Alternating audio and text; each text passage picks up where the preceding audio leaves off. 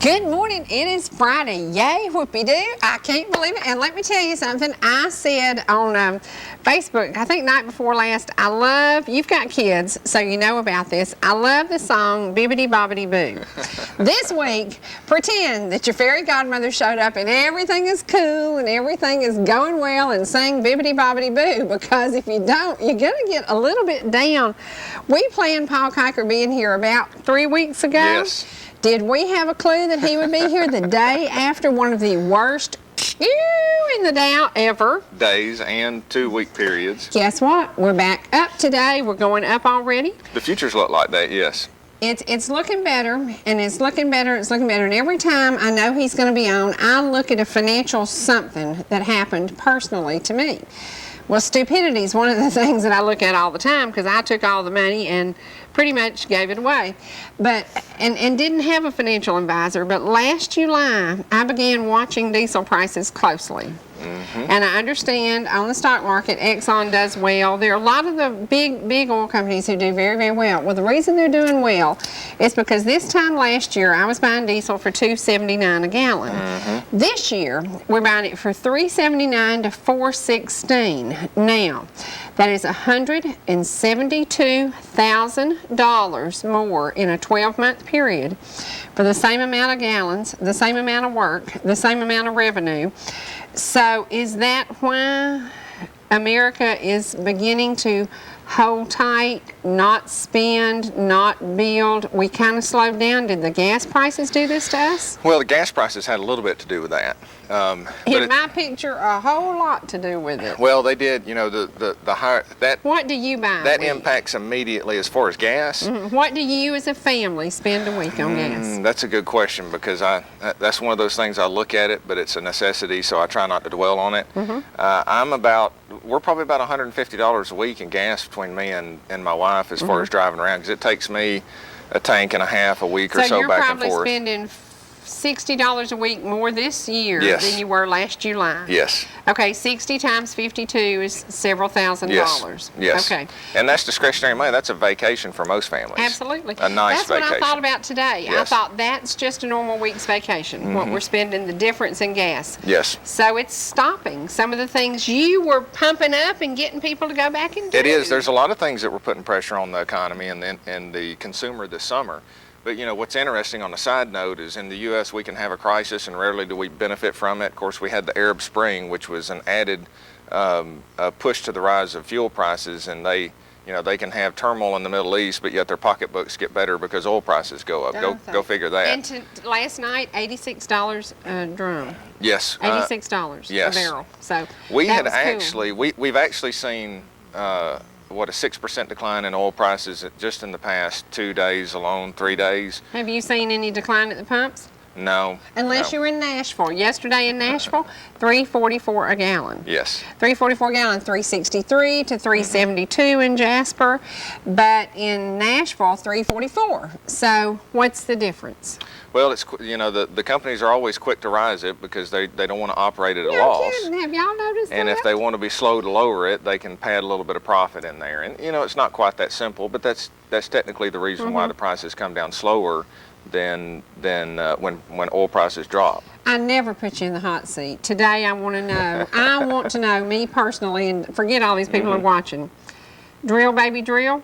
Yes, I believe so. I believe so. We've got to drill. That's we seem to be encouraging everyone else to drill, and I don't remember the specifics because I wasn't quite ready to talk about this, but I know Obama was talking about Brazil when he spoke to them about 6 months ago, encouraging them to drill. We support you drilling, and we'll buy from you, How about we drill and tap for ourselves? We go back to North Dakota. And we can do it in a responsible manner. It's not just about protecting the environment, because we have the tools to protect now. I know. We're not stupid. We know how to clean up after ourselves. Right.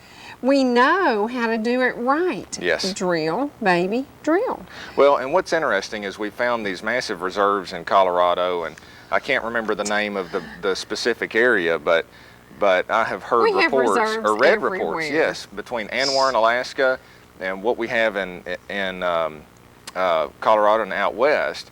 It's interesting, the ability to drill, tap, and pump is is become quicker in time. In 60 days, they can drill, tap, and pump now and be profitable at somewhere between $70 and $75 a barrel. So, you know, That's a big difference. Either the government knows that our currency is going to collapse at some point in the next 5 years and they're holding those until we absolutely need it, or it's just a lack of foresight and wisdom that's keeping us from doing so, because it can be done in a responsible manner. We are smart enough to take care of America. Yes. And I don't think we're going to go do anything that's going to hurt the wildlife. You know, we have all these studies going on. And somebody last night was talking, and I can't even remember who said it, was talking about the little study for the shrimp that was so-and-so, and it cost, was it $300 million or something ridiculous for a study. We're going to study it before we do it. We're not going to destroy anything. Right. But I understand there are some things going on in North Dakota that are promising, and it has created some jobs. And that's one of the things, I don't know if y'all know this, but a lot of people went to Alaska to work on the pipeline who made really, really good livings. It produces jobs too. You know? Well, if you look at Texas, which is an oil producer, any area of the country that is an oil producer, their They're economies, doing great right now. economies are strong. Yes. Unemployment is relatively low. And then you look at areas like ours where we have no manufacturing because either leadership and local population didn't think it was important. Yeah, we let it go to China. Went to China. Or El Salvador or Haiti. Or South Korea Indonesia. or Indonesia. Yeah, it's gone. It's gone. And then other jobs, financial jobs, have been outsourced to India. I love this. I love this. Hello. Are you with Dell Computers? Yeah, you know they're not. And you say, would you please put me through to somebody in Texas? And they go, oh, see, yes, ma'am, yes. And you're like, whoa. You know? And I'm like, welcome to America. Now get yourself a job. It just kills me. But it is a different world, Paul, but we've got to keep people positive. Yes. That little bump yesterday, it was really a deep bump, has got to just today, you said the stock market, or Joe Kelly told me the stock market's already gone up 100 or so points. Yes, I was sitting in the parking lot at 8:30 listening to the jobs report, and we had a surprise to the upside, 117,000 non-farm payroll, which would, if you add May and June were revised up, which is good news. Means we created more jobs than what we first anticipated. Dropped the unemployment rate to 9.1%. So that's a positive. And the market reacted positively to that. We were up about 180 points at one point and sold off. I personally don't think that the sell-off is completely over yet. Hopefully it is, but we have some technical support around 11,000 on the Dow and about 5% below on the S&P 500.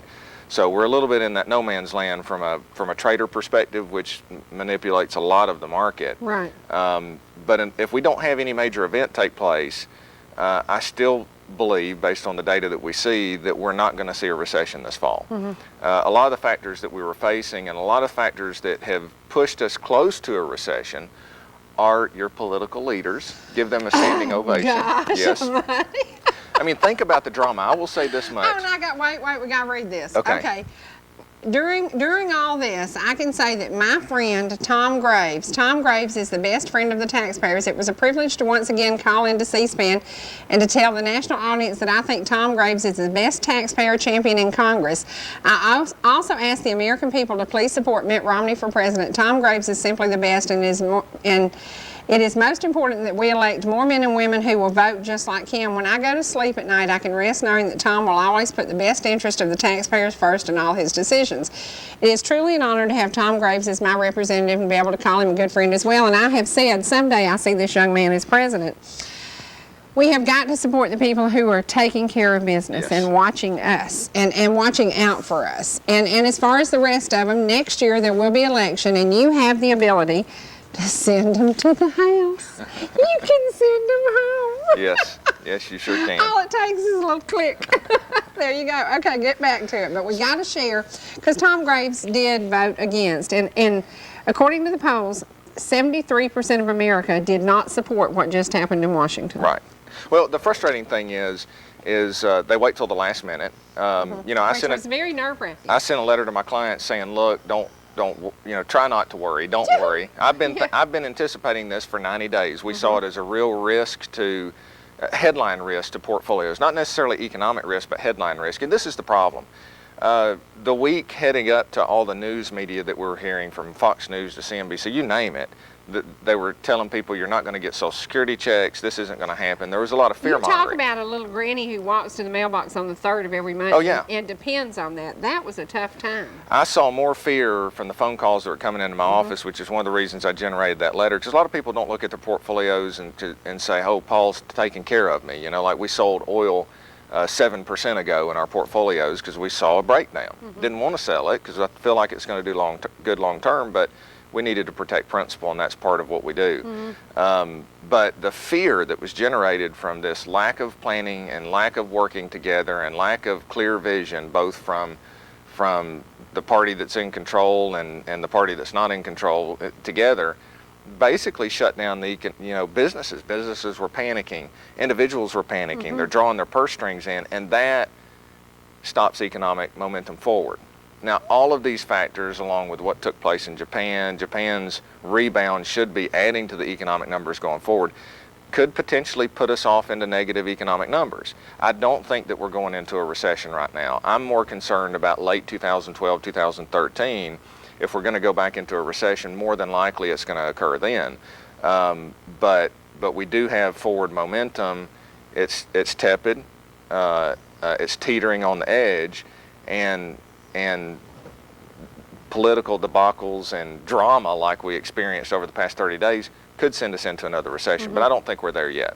And I don't think we're going to be there by the end of the year. Well, I say in the next 12 months, get yourself a broom and decide what you want to do. And if it's clean house, then clean house. Well, here's what's interesting is I got an email. Somebody said it was a quote by Warren Buffett, and I didn't verify this, but we'll give him credit assuming, because it was a great idea. He says, you want to solve the government debt issues, just pass a law that states that anytime that the debt becomes more than 3% of the gross domestic product in the United States, none of our elected officials are eligible for re-election. Well, I say they would have a their vested paychecks. interest in making Well, sure, or hit their pocketbooks too. Tell them, listen, we're going to go ahead and send out Social Security. We're going to go ahead and send out the Medicaid. We're going to go ahead and process the Medicare, but your paychecks are going to stop. But, and once you hit their pocket, it's amazing how you can work with people. Hey, you know the great part about this, since they put a Band-Aid over the debt, they can go back to focus on being reelected next year. It'd be nice if they go back to focus on dealing with the country and do what I have to do for my clients. Right. And anybody who's good at their profession is you sharpen your axe and you make sure that you are doing what needs to be done today based on the information we have and anticipating risks in the future. And unfortunately, they spend the majority of their time on being reelected. Well, I can't wait to see what happens with the, fuel prices. Dadgummit, fuel prices are moving America backwards. And when I saw it was $86 last night, I was excited to death. And I'm like, wow, maybe there's hope. If we could get to $2.65 to $2.75 a gallon, people can live with that. We're not going to be happy with it. We're not going to rejoice. But we can live with that. At $75 a barrel, that would be a piece of cake, a walk in the park. It would be great. We've got to make that happen, and it means that we have to be responsible for ourselves. Yes. We have to be. We have to be. Well, we're going to bring on some folks who are feeding the hungry, and I will tell you, in today's economy, there are people who do not have a meal on their table ever. There are people who go to bed hungry. There are children who only get a meal at school. Now, that's pretty scary. That's pretty scary. And we have a garden, and thank goodness for this garden because it has helped us through the summer. And actually, my daughter and her husband have a garden, and we call it Fountain Nation. So they planted big gardens. But everybody is helping each other. We're going to talk about that when we come back. But I have 3 birthdays I want to do. Tanya Engel, happy birthday to you from your mama, Sue Taylor, and that is, she's 32, and she's an awesome barbecue cook. And to Scott Lawson from mother and father-in-law, happy birthday to you too, Scott. And to Joshua Lowry, 28, love your mama. I love you, Joshua. So there you go, happy birthday to you. Now we're going to take a break. We're going to go to our sponsors, and we're going to come back and I'm going to share some pictures. One of the pictures you'll see last Saturday, it was an honor. It was such an honor to be involved for the last few weeks and talking to you about New York Says Thank You, sharing people's stories, sharing the local stories. You're going to get to see a documentary in the very near future. Roger and I were the first people to get to the event on Saturday. And I think walking into that gym and seeing that flag spread out when nobody was there but us, and it was so quiet, and it was kind of a moment. It was kind of a moment. And I have a picture that I love. It's the back of Roger's head. And it's him as he's filming this flag. This flag was very, very special to this community. And last night I got the sweetest email from a lady who said my 1-year-old got to touch the flag. Oh, wow. To be able to stitch that flag was very important to me. And it was a great, great weekend. And we're going to share some photos because when Roger and I got there was nobody there but us, and we're like, is this the right place? We walk in and there's the flag. Oh yeah, it was the right place. It was an amazing day in history for this area. So we're going to go to our sponsors, My Buddy Rich Scott, and then we're going to bring on some folks who are going to talk to you a little bit about what you can do to help your neighbor during these hard times. Okay, we're back. Paul, guess what? Have you ever gone to bed hungry? No, I have not. That's amazing, isn't it? That is amazing. That is amazing. In America today, there are people going to bed hungry. Now, I want you to introduce yourselves. My name is Pastor Cann. Okay. Audrey Cann. Okay. I'm Michael Stanford. And y'all will remember Michael is the crazy man who laid on the floor a week ago, last Thursday, when Zach Archuleta. jumped over you. That's right. You're crazy. You're crazy. It was a fun show. We loved that. He was a really, really nice guy. Now, he was here because he ministers through skateboarding. Right. You're ministering through Hungry Tummies. That's correct. Now, tell me how you got involved in this. Well, it was a dream, a hope, a desire of my sister Cindy, probably a little over 15 years ago, after ministering to homeless down in South Florida, and after visiting up here, she always thought this would be an awesome place to open up a soup kitchen in a ministry.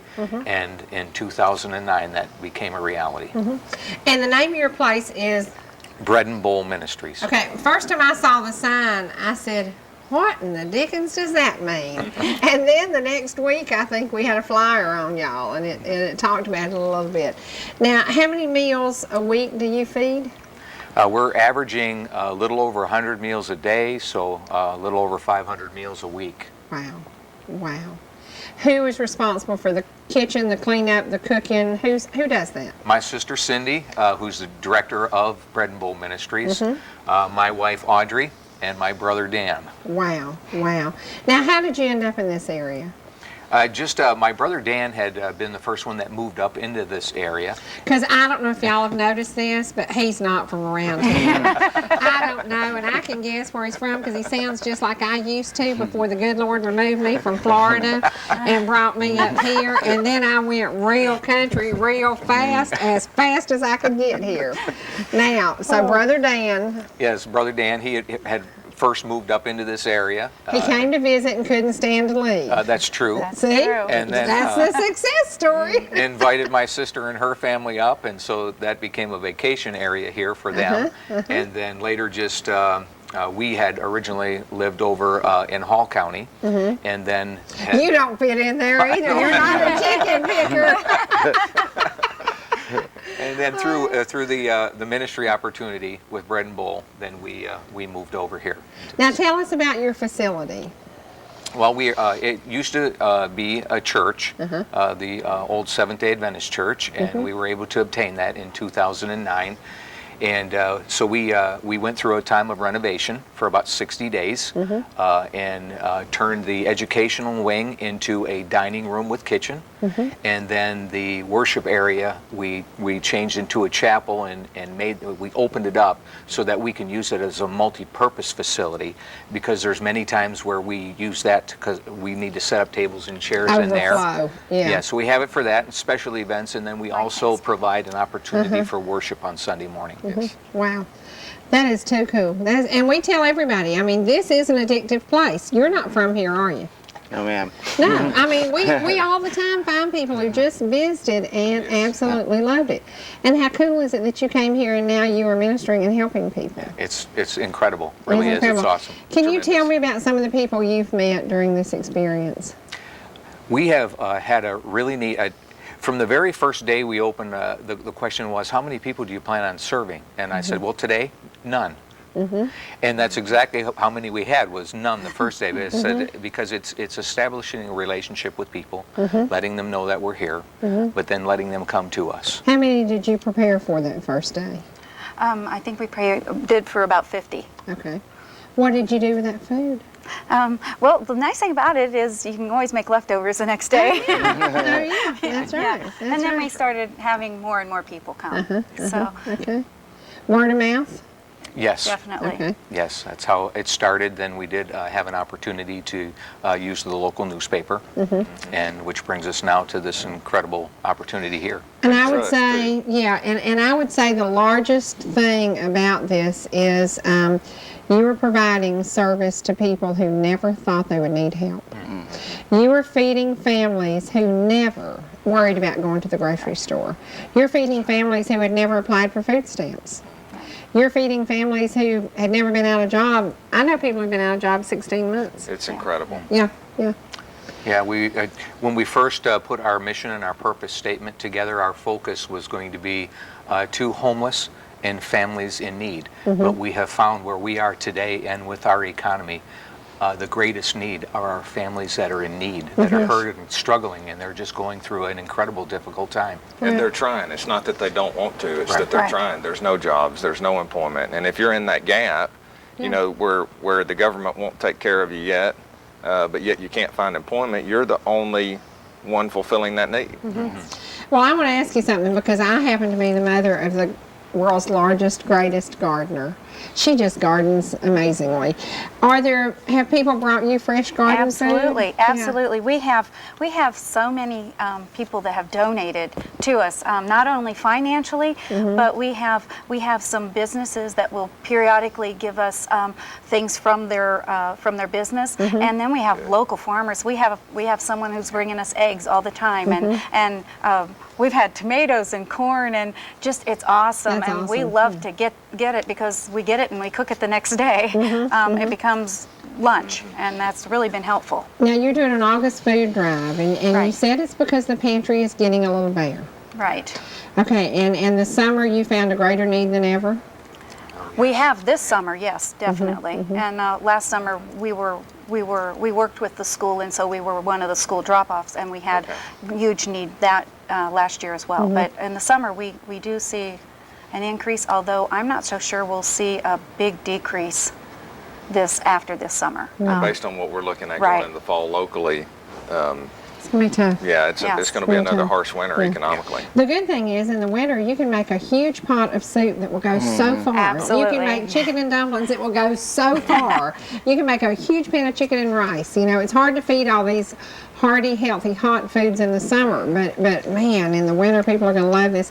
Now, you have 6 drop-off locations, and one of them I'm looking at is a local restaurant. Do local restaurants donate food to you? Not on a regular basis. Okay. No. Well, they should, because found- they have leftovers. Well, but we found that they have been, the few restaurants that we were talking to beforehand, they've cut back on the amount of food that they're making, so they're I having less, understand, because yeah. they have to be tight with their budgets I as well. understand, yeah. And, we wouldn't, our goal isn't to see if, To hurt just them. to hurt Yeah, them, yeah. It is a very tough time. We went to, and I gotta say, good day to everybody at Papa's Pizza, because last night we went by, and Jason loves to go there, and he is this kid who Thursday night is kind of a ritual. He wants to go to Papa's Pizza, so his idea was go to Papa's Pizza. We go there, and they said the same thing every other business is saying. When it comes in the door, a truck brought it. The cost of trucking is up because the cost of fuel is up. So every little local restaurant is really suffering because of the cost of their deliveries, and that the food cost goes up. Now, do you purchase food from Yes, we do. banks, food banks? We have not been able to get into food banks Okay. because we're not a government facility. Okay. And so we do purchase from local companies like Cisco or U.S. Foods or Right. something like that. Wholesalers. Yeah. Yeah. Okay. And then, but a lot of what we get purely comes by donation, by monetary donations or through people just bringing up canned goods or whatever. Well, this you want number 10 cans. That's the big That's ones. those giant ones, That's yeah. the big ones. Okay, Yes. vegetables, potatoes, baked beans, cheese sauce, black beans, tomato sauce, fruit salsa, 50-pound bags of flour, sugar, coffee, large tea bags, cornbread mix, cakes, rice, brown preferred. I can tell you're a health nut. Biscuit baking mix, and what about meat? Now, I see pork butts, chicken breast, roast beef. Do you have to meet guidelines if somebody killed a hog?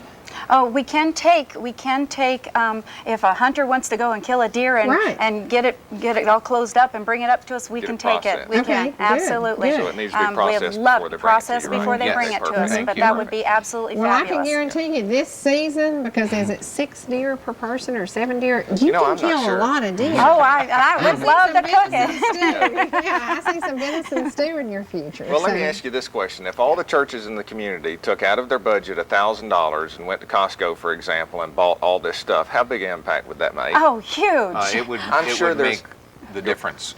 Yeah, I'm sure Without a there's doubt. many members of churches out there. Encourage your churches to from your budget. Some churches have $250,000 budgets, some have $1 million budgets. $1,000 is not going to impact, and it's a way to minister and make it. 28,000 meals have been fed locally. 28,000 people. 28,000 meals. Yes. How many churches are feeding 28,000 people? Yeah.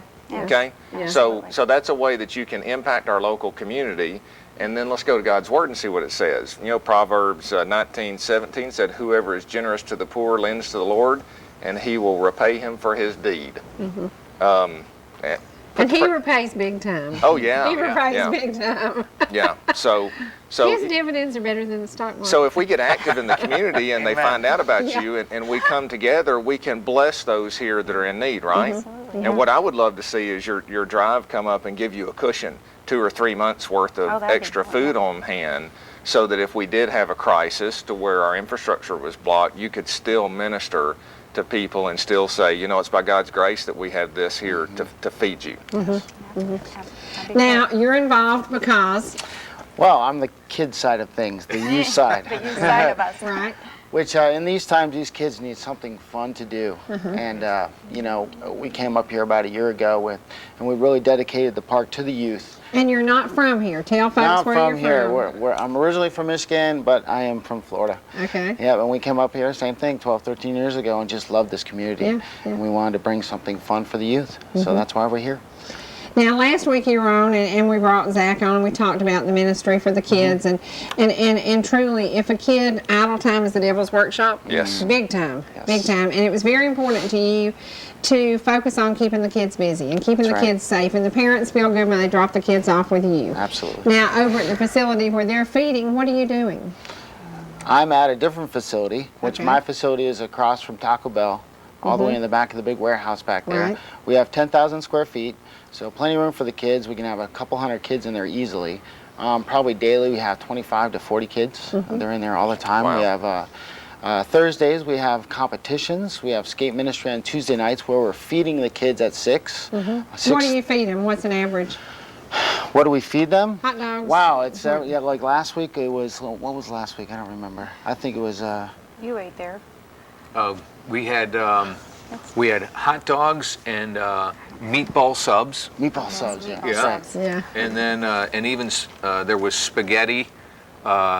There's been Tacos. tacos, yeah, Sloppy Joes. sloppy joes, Ice cream for dessert. Yeah, ice cream. Yeah, so it's Brownies. Now, It's how perfect do for the get kids, involved right? in this every Tuesday? Do they just show up? Yeah, it's really word of mouth. We've been there a year and we have 50 to 60 kids coming every week. So we're feeding that many. We give them Wow. a message at 6:30. So, we have different speakers plus myself, about 20, 25 minutes because that's all the attention span they have. Right. And then from Adults too. 20 adults minutes too. and we're done. That's right. And then from 7 to 9, it's actually free. We wanted people that could not afford it, during the week to be able to come in and skate for Wonderful. free. So, from 6 to 9, it's basically free food and free skating. So Awesome. it's really awesome. And then on a normal day, do you charge $10? Is that right? It's $12 a day in the Okay. summertime. It goes down a little bit during the school because our hours shorten up a little bit. So yeah. Okay. All right. That is That's so wonderful. neat. That is so neat to give back and give back and give back. Okay, the August food drive. If you have questions, call 706-698-2620. Yes. Is that right? Okay, and it says you need underclothing for people. Underwear, socks, bras, t-shirts. Right. We have many people that come in that are very limited in what they have as far as their belongings as far. And we also have we've opened up a shelter. So sometimes we get those that have been brought that are homeless that just have nowhere to go. And so they volunteer with us in exchange to stay, and then sometimes we help them out. We get clothes if we can get some clothes, but we do distribute clothes for free if people need them. I just realized something. And socks and underwear and I know those somebody who things are really sells socks wholesale, and I think he should give us a whole bunch of socks, and I bet I hit him up today. that would be wonderful. I think I'm going to hit him up. Yeah, Chris, Cindy was telling me Greg, that. call me. Let me ask you something that I just realized. Who's cooking today? You're not here. You're not there. Dan is in the kitchen for me Okay. this morning. Okay. Yes, we're having barbecued pork sandwiches and mashed potatoes. Okay. So, but we can always use more volunteers to help us in our kitchen as well. Our volunteers come in at 10 o'clock and literally we make the meal from scratch. Whatever we're cooking, whether it's a casserole, a soup, or spaghetti, tacos. Sometimes we even I'm learning how to cook Southern, so we even throw some of those black-eyed peas in those, every Any once in a while. fried okra, yeah. I'm really I'm working saying- at it. I'm working Fried at okra, that. yes, that's the best. I'm saying soup beans and cornbread and some steamed Yes. cabbage, and it gives you the antioxidants you need. It gives you some protein. Yeah. And it's so easy. Now, are there any cooking things you need? Do you need large pots? Do you need pans? Is there anything else you need? Right now, we're doing okay with those, with Okay. what we serve. But we really just, if someone can't donate by buying groceries for us or by donating monetarily, and they have time on their hands, we would love to have some volunteers.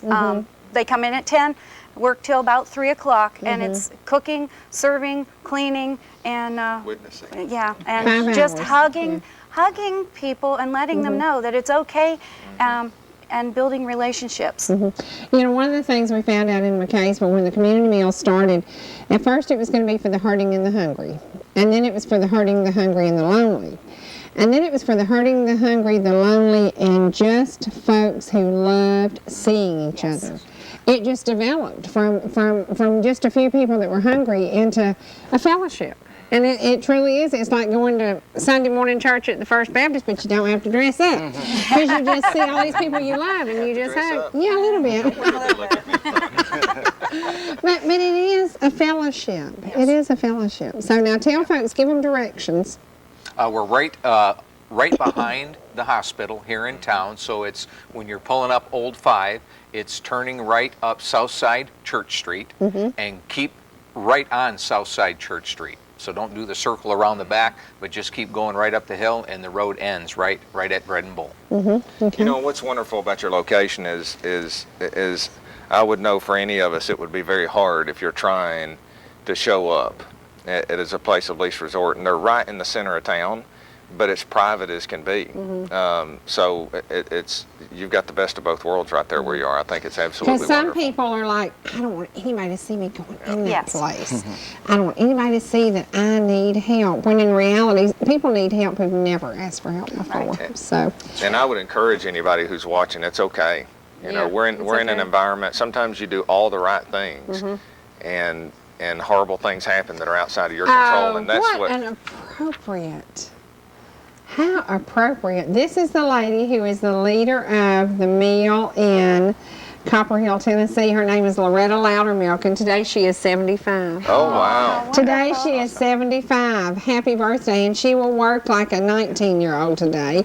She will be working, pumped up, and doing for others. Happy birthday. Now go ahead and finish. When I looked down and saw her name, I thought that was too cool. But it's wonderful that you guys, through the love of God that's put on your heart and the timing that you came into this community, are here to touch the lives of those who are impacted by things that are outside of your control. And You know, the Bible has a lot to say about what you're doing. You know, I just happened to be flipping through this morning. Proverbs 31 says, "Whoever oppresses a poor man insults his maker, and but he who is generous to the needy honors him." And so I encourage you who can to reach people through this ministry, because our community needs it. And if you can't give monetarily, you're paying your bills, but you don't have work, go volunteer. Love somebody. Tell them it's okay.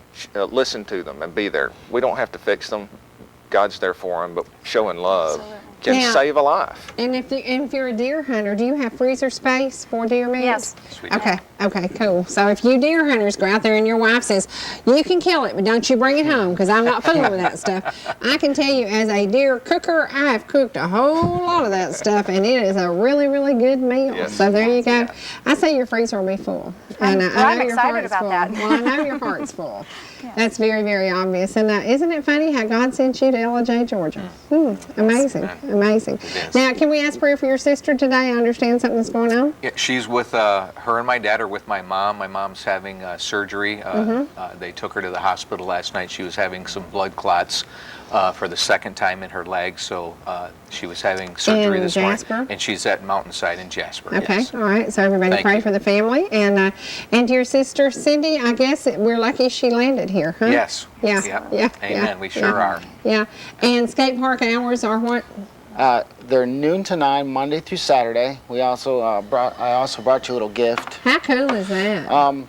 These are 7 boards. We're a local skateboard company also, so you'll see a lot of the kids riding the 7 boards. These are actually the colors of salvation on there. So a lot of the kids can explain that to you. Neat.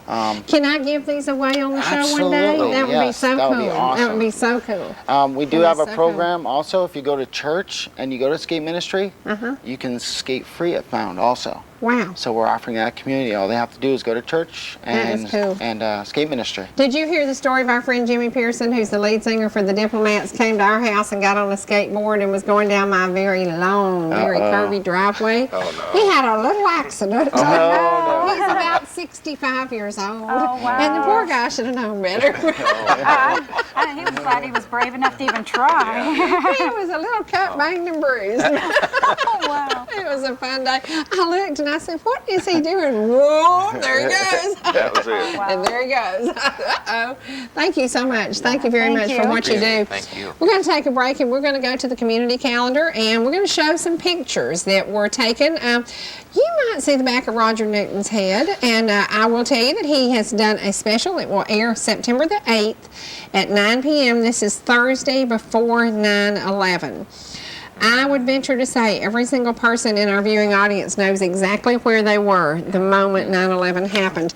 Now we have some more birthdays. Marie Dills from her cousin. Happy birthday to you, and to Ruby Inslee. 87 years old, and once again Loretta Loudermilk. And we have another birthday that's on the computer, and I think her name is Bobby. No, is it Bobby Miller? I believe it's Bobby Miller, who's going to be 80 years old. Guys, will you look on the computer and see if that's right?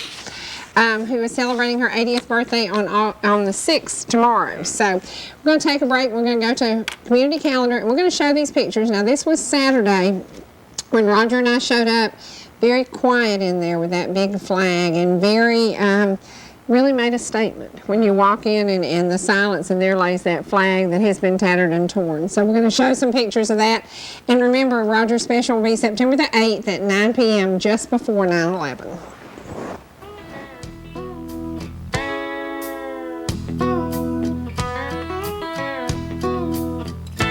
It was 700 fence posts from your place to ours. Neither one of us was old enough to drive a car. Sometimes it was raining, sometimes it would shine.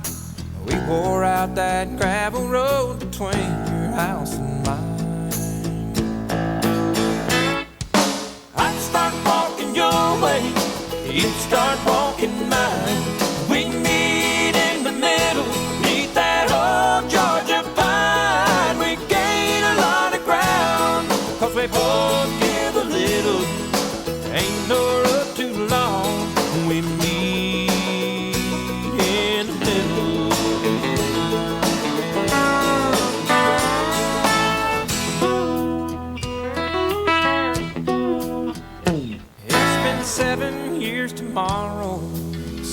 we said our vows under that old pine tree. You ought to say it now. Standing in the backyard, reminding me and you that if we don't see eye to eye, there's something we can do. I'd start walking your way, you'd start walking mine.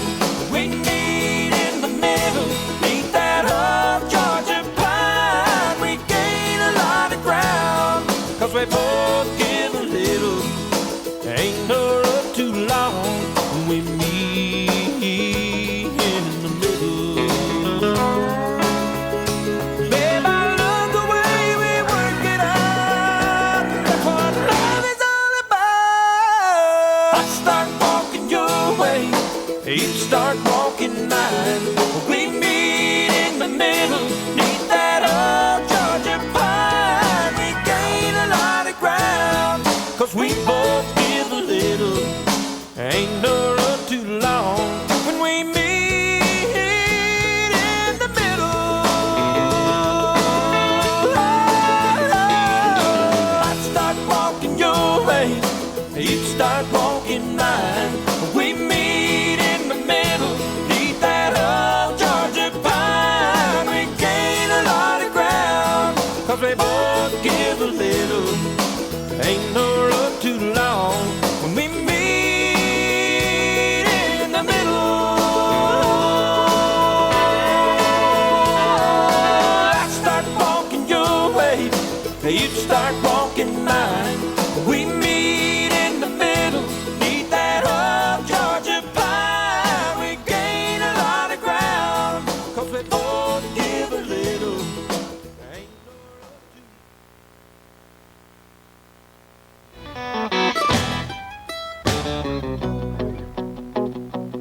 She's so kissable, huggable, lovable, unbelievable. She's a mouthful of anything and everything a man could want. Yeah. She ain't typical, she's unpredictable, she's available. It's a miracle how my heart stumbled into someone so kissable, huggable, lovable, unbelievable.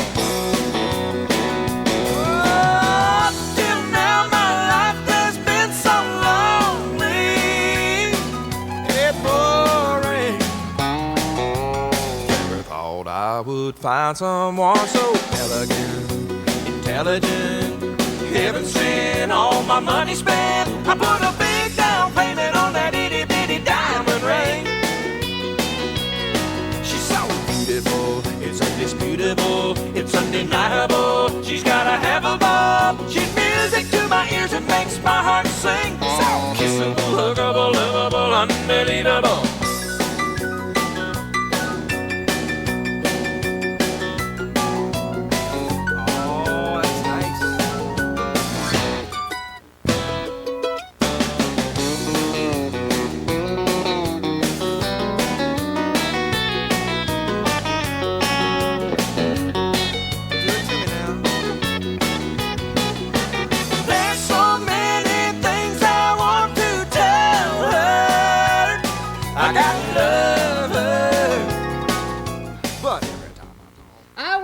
Okay, we're going to show y'all some pictures.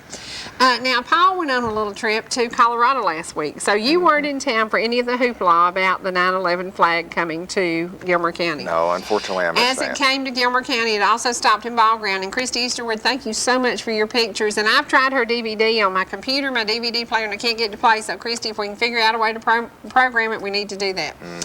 But so many people shared their information with us. And this is as Roger and I got to the site on Saturday. Wow. We were the first people there, and to walk in and see this gym was empty and there was the flag. And it was funny because I'd seen it out in the Ingalls parking lot, and it didn't look quite this big. As the firefighters unfolded it in Ingalls, it was 105 degrees, and it was hot and miserable. But when we got to the gym, it really showed the massiveness of this flag. And Roger was there, and we knew how important this is to the community. So he has done a documentary, and it's going to be an hour long, airing on September the 8th at 9 p.m. And it's the Flag's Travels. Now I love that picture, Roger. Is that not cool? That is a good picture. He didn't have to shave or anything because we didn't see his face.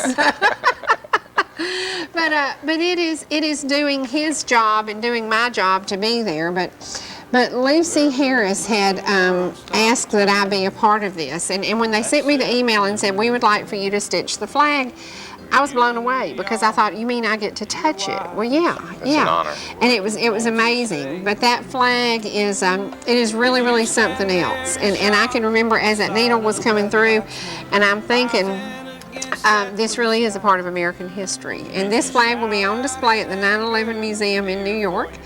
It is traveling until the September date, and then it will be in New York and will be retired in the museum. And it's traveling to all the states. And it is such a massive, amazing thing to see and to feel. And when I got the email last night, the lady said, that's one of my favorite parts of it, when you see the repair that's been done. Now, the repair was started from some ladies in a nursing home out in Kansas or Nebraska. I can't remember where a tornado had hit, and the New York Says Thank You Foundation was out there helping them. And they ended up, these ladies came up with this idea to mend this flag. So it is a part of history that I'm very, very, very proud to be involved in. And to see it, yeah, it was amazing. Incredible. It was amazing, and to feel it was amazing. But it was, and I hope that you will DVR when Roger does his special and save that, because there will be generations after us that don't remember 9/11. There will be children like the 1-year-old who came up and touched this flag. I think that's important that the moms save what we're going to show about this, because it is a part of history that they weren't part of, but it surely molded America for where we are today. It altered the course of our country. Absolutely. That's where my first little stitch, when I went in through there, it was right there at that red point, and I was like, oh gosh, this is nerve-wracking. It was something else. It was really something else. And that's as Roger and I first got there. And there's my buddy, Lucy Harris. Love, love, love her. My favorite photo is one that I took of Lucy explaining this flag to a child. Oh. And I thought that was incredible. That was incredible. So, but yeah, we were the first ones in there with it, and it was very quiet and very sobering to be there. And that is my favorite photo. That should win an award. That is just Lucy at her best, and a child who wasn't alive when this happened. So, but I think that is the most precious moment. And I can just hear Lucy telling the child about it, and I'm just like, wow. In her loving way. Yeah, and there's our buddies, Ronnie and Vicky, yay, such precious, precious people. Now, how was the turnout? How many people was the gym full? I don't know. I had to leave at 7 minutes to 1 and go to McKaysville to something else. Okay. So it was beginning to. The line was out pretty far. Okay. So yeah, it was pretty good, and it was an awesome, awesome day for Gilmer County. So y'all remember on September the 8th at 9 p.m. Roger is doing an hour-long event. And that it is funny, as people started to come in, you noticed tears in their eyes, and I said that was the thing that I really, really. Didn't matter what age group or what was going on, you would see the tears starting to well up. But it was a great day, and I love the picture in the back of Roger's head. Okay, Paul, we've got to talk economy again. We have to get people over this hump, and it is Bobby Miller celebrating her 80th birthday tomorrow on August the 6th. So happy birthday, Miss Bobby. There you go. All right, we've got to get people over the hump. We have to calm their fears. Yes. Well, a large majority of the market reaction yesterday has to do with lack of confidence in financial officials. That's being lost in the markets right now. I had a few questions yesterday afternoon. They said, well, Paul, And you said this morning 35 phone calls? Oh, yeah. Between 8:30 and 8:40, 8:50 this morning? 8:40, 8:50, and Carrie sent me a text message because all my staff comes in at 9. Carrie gets there at 8:30, and I usually come in around the time she does, and she says, I'm the only one here to answer phones in her text message. So it's understandable to get a big reaction today. Right. And that's what I get more nervous about, is making sure that I can return everybody's phone calls today and make sure, and I'll stay as late as it needs to be. This is a good way to return a lot of phone calls. Well, the good thing is I praise God, because the majority of what we do right is by God's grace, and we sent a letter out to everybody last week saying, look, I've been ready for this, and we have been. We haven't had a lot of exposure to the markets just because of the fact that the uncertainty with the debt, the fear that was associated with that, the possibility, remote possibility, minor, that the government couldn't come to an agreement, and nobody would have known what the impact of that was. So you had to you had to batten down the hatches and prepare for a storm that didn't hit. So that's what I talked about has an impact on the economy. And then you've got Europe. Europe right now has major issues, and there's not very much, it's very underwhelming as far as their response to deal with Greece, Italy, Portugal, and Spain. And I've been telling clients for quite some time that Italy I'm more concerned about than Greece, because of the fact that that they're so much larger and the magnitude of the impact can be much greater. So we've got issues right now, you know, that's taking place in Europe that is going to cause uncertainty. Hopefully this can be dealt with. And the problem, and what a lot of investors are starting to realize, and what I've been looking at for quite some time, is unless we get substantial economic growth in Europe and the U.S., all we have done is kick the can down the road. You know, Greece technically defaulted. You know, what happens if the bank calls your loan and you can't get financing? Well, the bank takes it back, right? I mean, tremendous numbers of people have experienced that. Well, Greece couldn't get refinancing and the government stepped in, and then here we go to Italy, and then we go to Portugal, and then we go to Spain, and then the U.S. has major issues too. So what's interesting to me is we were talking about a government debt downgrade, and we had, you know, billions of dollars in government debt maturing, and then this crisis drove everybody to government treasuries. So it's just a lack of confidence, and the government has limited ability to respond to any financial crisis right now, because we've already printed massive amounts of money. We're already living well outside of our means, and the fact of the matter is government stimulus can cause economic expansion. But the government has massive amounts of debt, so they have to take more debt and print money out of thin air to help spur economic growth. So it's 20 years of horrible planning on our leaders' part that's put us in the situation we're in. So, you know, we'll get out of this at some point. We will. We are in recovery mode, and I told y'all that. Come January, now I've whined all year long because these fuel prices, but I swear we're going to be fine, and I'd say in December we're going to be good. Well, I'm anticipating, we have a lot of recovery that's taken place from Japan. That's hurt the economic numbers here in the interim period. As long as we don't have any major surprises come about, I think we're going to accelerate economically through year end and into April of next year. You ever heard the saying, wake up and smell the coffee? Yes, I have. I'd say this is the year y'all woke up and smelled the coffee, and you do. Yes. You do. You look around and you question. You question your politicians. You question things that have happened to you. And you know what's about to happen? We're 1 minute from going off the air. Oh, 1 minute? Can you believe Wow. that? Did I talk that much this morning? Happy birthday to Robert Goss Jr.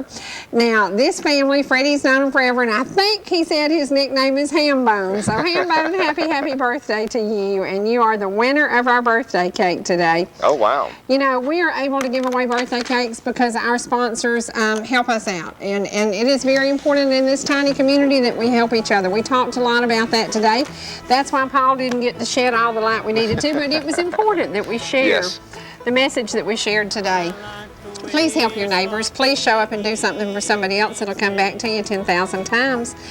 I never say goodbye, Paul. Never. You know, reckon the day I die, I'll say bye? No. Maybe. No. No, because you'll keep moving. I'll keep moving. From North Georgia, I'll order a cheeseburger to go. From North Georgia Now Today, I'm Cherie. And I'm Paul Kiker. And take the opportunity to bless the local ministry, to bless the people that are here. If you don't have time to work, go donate to them. That's right. Thank you for being here. Don't touch that dial. Here comes my buddy Rich Scott, only on ETC3. 'Cause I'm already standing